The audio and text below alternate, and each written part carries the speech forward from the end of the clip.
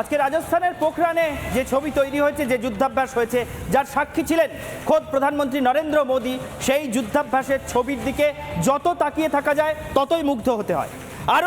আরও বেশ কিছু ছবি দেখে নেব, তার কারণ এই ছবি দেশের যে কোনো নাগরিকের জন্য, যে কোনো দেশপ্রেমিকের মনে নিজের সেনার জন্য, নিজের সশস্ত্র বাহিনীর জন্য গর্ব চতুর্গুণ বাড়িয়ে দিতে পারে, দেশাত্মবোধ আরও বাড়াতে পারে। বায়ুসেনার গর্জন, তেজাসের ছবি দেখুন। এটা হচ্ছে সেই তেজাস যার কথা বলছিলাম তেজাস।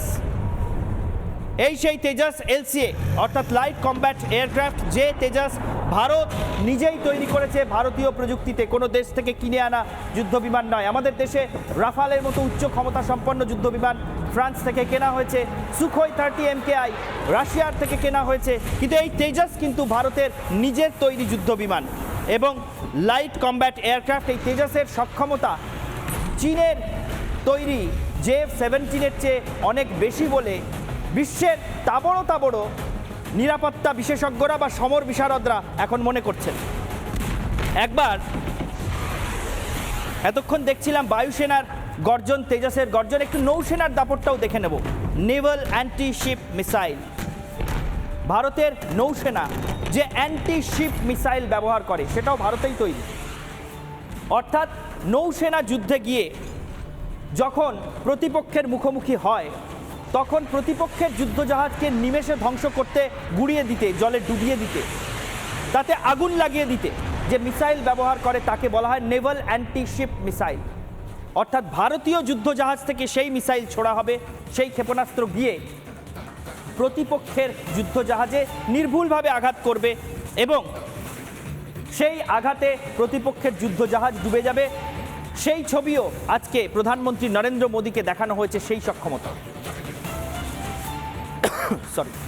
মাটিতে সেনার শাসন, একদিকে নৌসেনা দেখিয়েছে তার পরাক্রম, একদিকে বায়ুসেনা শুনিয়েছে তার গর্জন, আর অন্যদিকে মরুভূমির বুকে এই পৃথিবীকে কিভাবে শাসন করতে পারে ভারতীয় সেনা, ভারতের স্থলবাহিনী, তার নমুনাও তুলে ধরা হয়েছে এবং সেই নমুনা সবচেয়ে বেশি করে দেখানো হয়েছে ভারতের ট্যাঙ্ক বাহিনীর মাধ্যমে।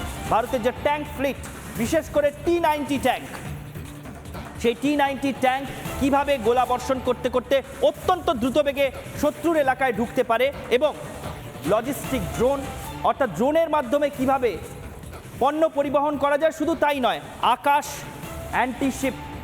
আকাশ মিসাইল সিস্টেম অর্থাৎ surface to air missile system. Akash এমন একটা মিসাইল যেটা মাটি থেকে ছোড়া হয়, আকাশে যায় এবং প্রতিপক্ষের মিসাইল যদি আসে ভারতের দিকে বা আমাদের বাহিনীর দিকে ছুটে, তাহলে সেই মিসাইলকে আকাশেই ধ্বংস করে দিতে পারে। সেই মিসাইল সিস্টেমের নাম আকাশ মিসাইল সিস্টেম। এই পরাক্রম দেখে, তিন বাহিনীর এই ওজস্বিতা দেখে, এই বীর্য দেখে, এই শৌর্য দেখে প্রধানমন্ত্রী নরেন্দ্র মোদী সেনার বীরত্বে, ভারতের তিন বাহিনীর বীরত্বে কি বলছেন দেখব। आसमान में ये गर्जना, जमीन पर ये जांबाजी, चारों दिशाओं में गूंजता है विजय घोष। ये नए भारत का आह्वान है। भारत शक्ति का ये उत्सव शौर्य की भूमि राजस्थान में हो रहा है, लेकिन इसकी गूंज सिर्फ भारत में ही नहीं, पूरी दुनिया में सुनाई दे रही है। আমরা শুনলাম প্রধানমন্ত্রী নরেন্দ্র মোদী এই বিষয় নিয়ে কি বললেন, কিন্তু পাশাপাশি আরেকটা বিষয় আপনাদের মনে করিয়ে দিই। গতকাল আমরা দেখেছিলাম যে অগ্নি 5 একেবারে দেশীয় প্রযুক্তিতে তৈরি, যেভাবে ব্যালিস্টিক মিসাইল অগ্নি 5 তৈরি হয়েছে এবং তারপর সেটা নিয়ে কিভাবে DRDOর বিজ্ঞানীদের প্রধানমন্ত্রী নরেন্দ্র মোদী এবং প্রতিরক্ষা মন্ত্রী রাজনাথ সিং তাদেরকে অভিনন্দন জানিয়েছেন। কি বলেছেন প্রধানমন্ত্রী নরেন্দ্র মোদী DRDOর বিজ্ঞানীদের, শুনুন একবার। साथियों, कल ही भारत ने MIRV आधुनिक टेक्नोलॉजी से लैस लंबी दूरी की क्षमता वाली अग्नि 5 मिसाइल का परीक्षण किया। दुनिया के बहुत ही कम देशों के पास इस तरह की आधुनिक टेक्नोलॉजी है, इस तरह की आधुनिक क्षमता है। ये डिफेंस सेक्टर में आत्मनिर्भर भारत की एक और बड़ी उड़ान है।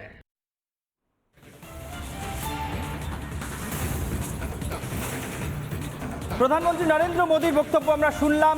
অগ্নি 5 মিসাইল MIRV টেকনোলজি নিয়ে প্রথমবার সফল উৎক্ষেপণ হওয়া নিয়ে তিনি গতকালও বলেছিলেন, আজও তিনি গর্বের কথা প্রকাশ করলেন। তবে প্রধানমন্ত্রী নরেন্দ্র মোদীর আরও একটা মন্তব্য দিয়ে আজকে বাংলার প্রাইম টাইম শেষ করব। প্রধানমন্ত্রী বললেন, পোখরানে ভারতীয় সশস্ত্র বাহিনীর যে গর্জন এদিন শোনা গেল, সেই গর্জন শুধু ভারতে নয়, সেই গর্জন গোটা পৃথিবীতে শোনা গিয়েছে। অর্থাৎ ভারতের সীমান্ত পেরিয়েও যারা ভারতের দিকে সেন দৃষ্টি দিয়ে বসে থাকে, তারাও এই গর্জন আজ কান খুলে শুনে নিয়েছে। এই সমস্ত ভারতীয় সেনার বীরত্বের দিকে আমাদের নজর সবসময় থাকবে এবং এই ধরনের যে কোনো অগ্রগতির খবর আমরাই সবার আগে আপনাদের সামনে আনবো। বাংলার প্রাইম টাইম আজকের মতো শেষ করছি এখানেই। দেখতে থাকুন রিপাবলিক বাংলা। শত্রুপক্ষের ঘাঁটি আকাশপথে ধ্বংস করতে থাকবে এবং কিভাবে আর্টিলারি বাহিনী আর্টিলারি গান থেকে গোলা বর্ষণ করে শত্রুপক্ষকে পিছু হটাতে থাকবে এবং পদাতিক বাহিনী এগোতে থাকবে, সেই সমস্ত ছবি। এবং এটা দেখুন, প্রধানমন্ত্রী নরেন্দ্র মোদী তিনি পরিদর্শন করছেন ভারতীয় সেনার সেই যুদ্ধাভ্যাসে, ভারতীয় সশস্ত্র বাহিনীর যুদ্ধাভ্যাসে। 3 বাহিনী একসঙ্গে পোখরানে, রাজস্থানের জয়সালমের জেলায় মরুভূমির মধ্যে যে সাংঘাতিক যুদ্ধাভ্যাস, সেখানে প্রধানমন্ত্রী নিজে সাক্ষী ছিলেন। মাথায় রাখবেন এই যুদ্ধাভ্যাস কোথায় হচ্ছিল। রাজস্থানের জয়সালমের জেলায়, যেখানে প্রধানমন্ত্রী উপস্থিত, মরুভূমির মধ্যে পোখরানের প্রান্তরে, যে মরুভূমি পেরিয়ে ওপারে চলে গেলেই সীমান্তের ওপারে রয়েছে পাকিস্তান। পাকিস্তানের নাকের ডগায় বসে প্রধানমন্ত্রী যুদ্ধাভ্যাস দেখলেন। আর ভারতের 3 বাহিনীর একত্রে গর্জনের শক্তিটা কেমন হয়, তার আওয়াজটা কেমন হয়, সেটা পাকিস্তানের ওপারে বসে পাকিস্তান নিজে এবং তাদের বিদেশি প্রভু চীন বা চীনা চররাও সম্ভবত শুনতে পেলেন। প্রধানমন্ত্রী নরেন্দ্র মোদী কি বলছেন এই যুদ্ধাভ্যাস দেখে? তিনি বলছেন সেনার 3 বাহিনীর শক্তি প্রদর্শন সম্পর্কে। তিনি নিজেও অভিভূত। আকাশে গর্জন, বায়ুসেনার যে অভ্যাস এদিন দেখেছেন, তাকে তার মনে হয়েছে আকাশে ভারত গর্জন করছে, মাটিতে যুদ্ধ।